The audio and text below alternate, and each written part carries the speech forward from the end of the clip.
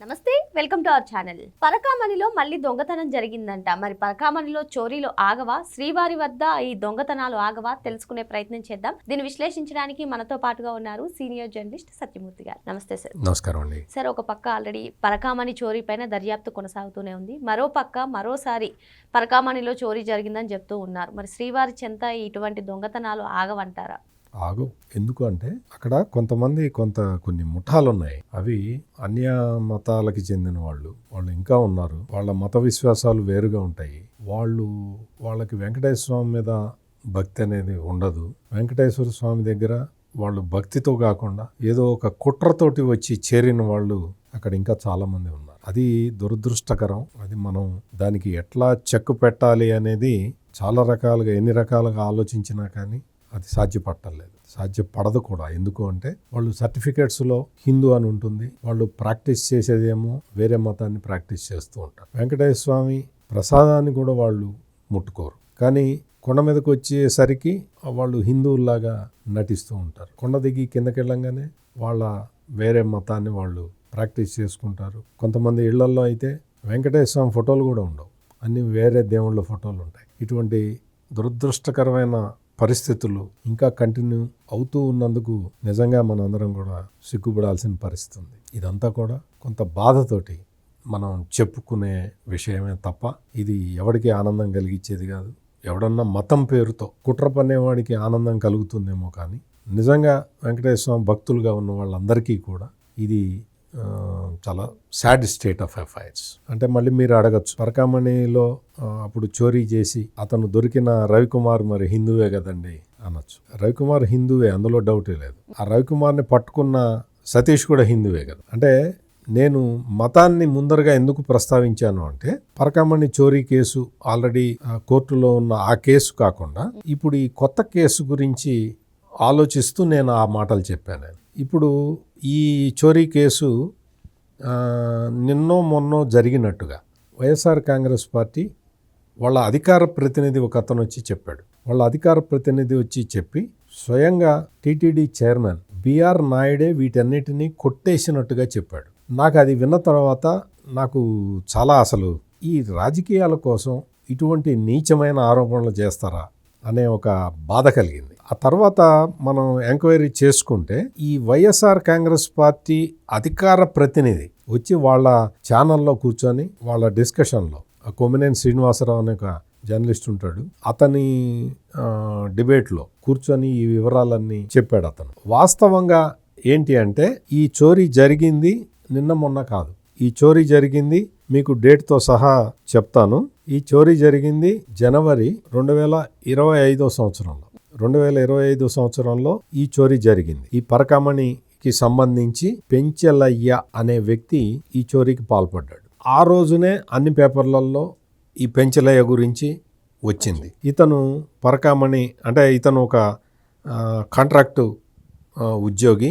ఈ కాంట్రాక్టు ఉద్యోగి ఈ బంగారాన్ని తస్కరిస్తున్నాడు అనేది ఎక్కడ మీకు అంతకు ముందర రవికుమార్ పరకామణి కేసుకి సంబంధించి ఏంటి అంటే, స్వామివారి హుండీ లెక్కించే చోటే పరకామణి ప్లేసులోనే చోరీ చేశాడు. ఈ చోరీ ఎక్కడ జరిగింది అంటే, పరకామణిలో లెక్క వేసిన తర్వాత, ఆ లెక్క తేల్చిన తర్వాత వాటిని తీసుకొచ్చి ఒక భద్రపరుస్తారు, ఒక స్టోర్ రూమ్ లో భద్రపరుస్తారు.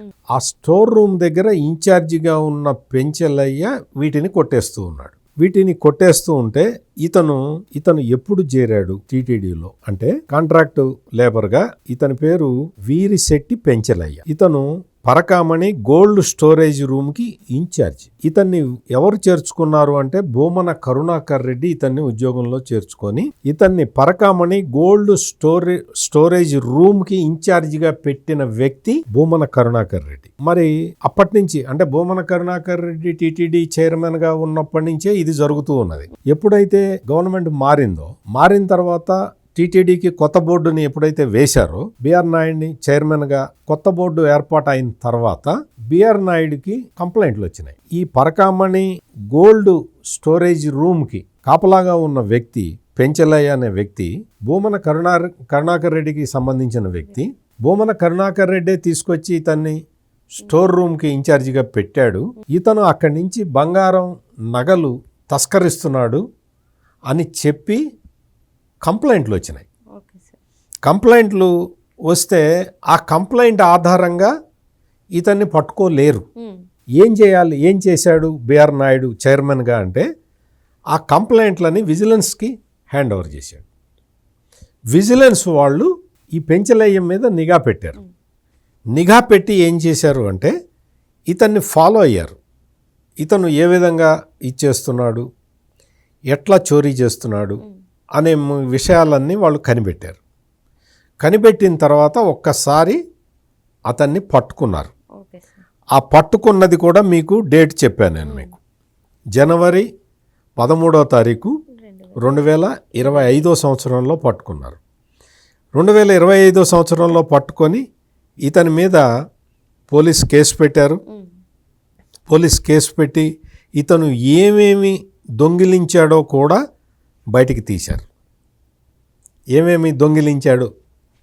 ఈ పెంచలయ్య అనే వ్యక్తి, భూమన కరుణాకర్ రెడ్డి తీసుకొచ్చి అక్కడ పెట్టిన ఈ పెంచలయ్య అనే వ్యక్తి మామూలుగా వెంకటేశ్వర స్వామికి నిలువు దోపిడీ ఇస్తారు ఆడవాళ్ళు.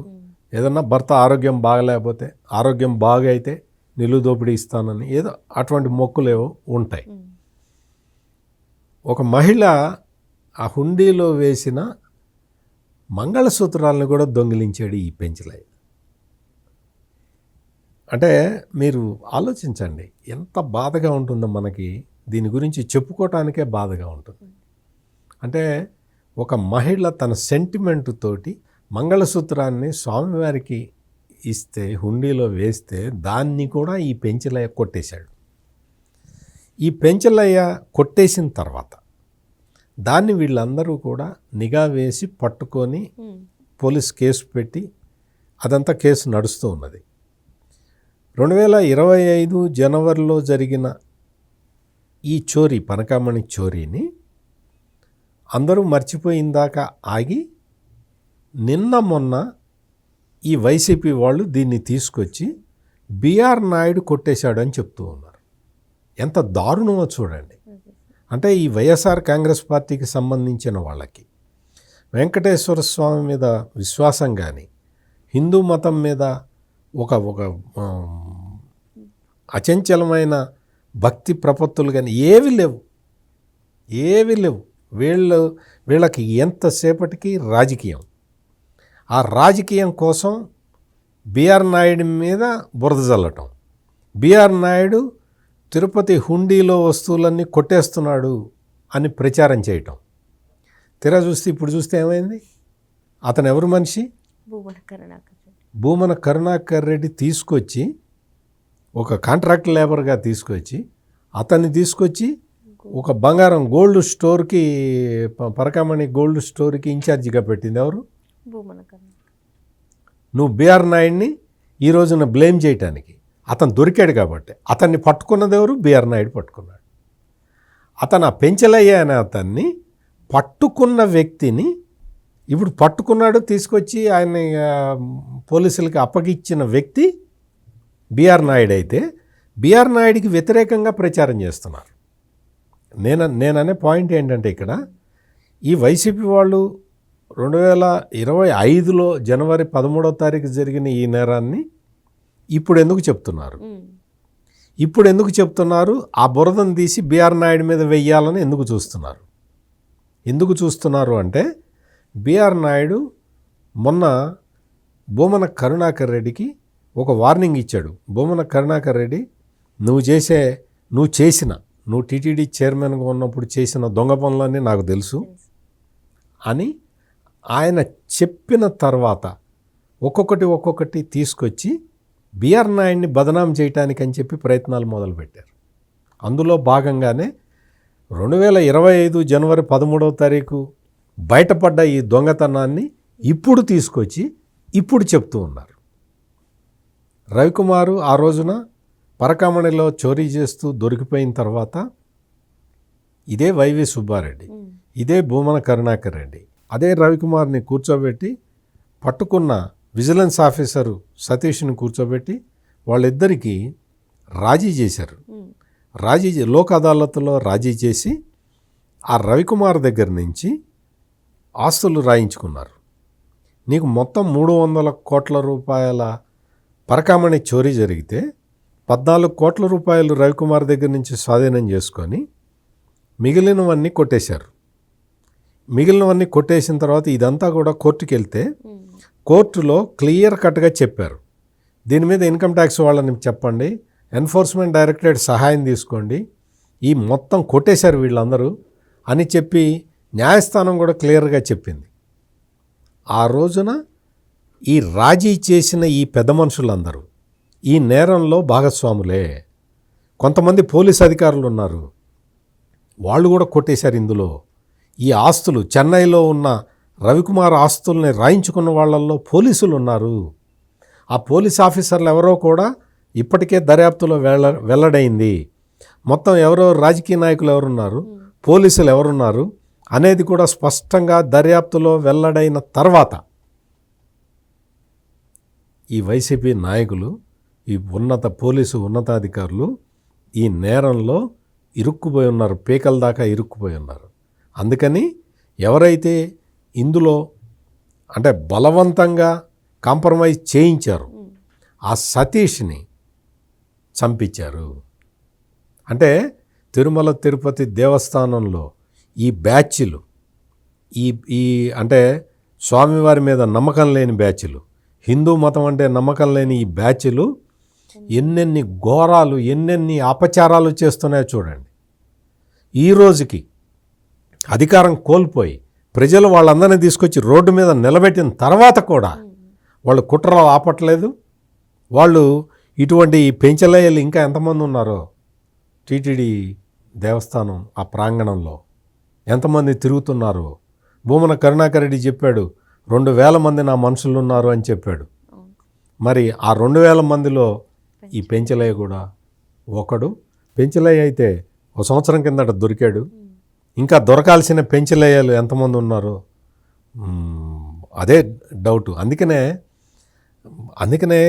మీరు ఈ విషయం అడగంగానే నాకు నిజంగా బాధ కలిగి చెప్తున్నా నేను. ఇంకా వెంకటేశ్వర స్వామి పవిత్రతని కాపాడుకోవాల్సింది ప్రజలే కాపాడుకోవాలి. ఈ వైసీపీకి సంబంధించిన ఈ దుర్మార్గులు చండాలమైన రాజకీయం చేస్తున్నారు తిరుపతి మీద. దయచేసి భూమన కరుణాకర్ రెడ్డి, ఈ వైసీపీ అధికార ప్రతినిధులు ఇవన్నీ చెప్తున్నవన్నీ నమ్మమాకండి. నమ్మకంగా వాళ్ళకి బుద్ధి చెప్పాలి. మీరు వాళ్ళకి బుద్ధి చెప్పకపోతే ఇంకా మనల్ని వెంకటేశ్వర స్వామి కూడా కాపాడలేడు. మరో అంశంతో మళ్ళీ కలుద్దాం. Thank you sir. నమస్కారం అండి.